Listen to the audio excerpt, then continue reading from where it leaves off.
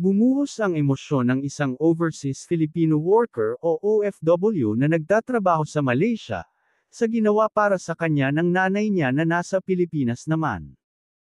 Ayon sa TikTok video ni Resty Macalisang, napaiyak siya sa ginawa para sa kanya ng inang si Evelyn Macalisang, dahil hindi raw ito marunong mag-screenshot sa cellphone. May dumating daw kasing isang mahalagang dokumento na kailangang ipadala sa kanya sa social media. Dahil hindi marunong mag-screenshot ng email, nag-print na lamang ang nanay niya ng kopya nito, pinicturean, at saka ipinadala sa kanya.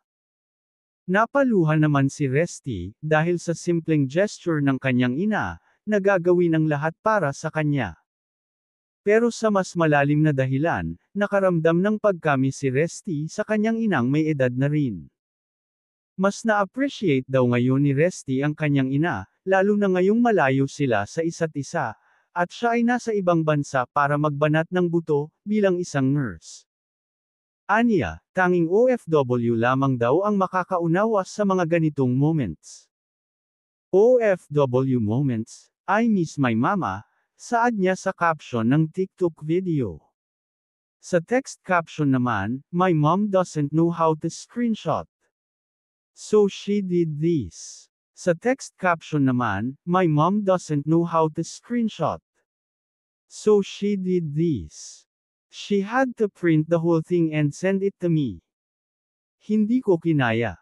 I bursted to tears. My mama will do anything for me. I miss my mama so much. Lord, please bless my mama every day. Umani naman ito ng iba't ibang reaksyon at komento mula sa mga netizens.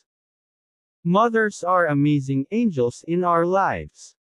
A proof that mother will do everything for her children no matter how hard it is, even the things she didn't know about. If there's one thing that I would ask God, please let my parents live a long life. I want to be with them forever, baka hindi ko kayanin kapag may mangyari sa kanila at wala ako sa tabi nila. Pumalo na sa 2.8 million views ang kanyang TikTok video.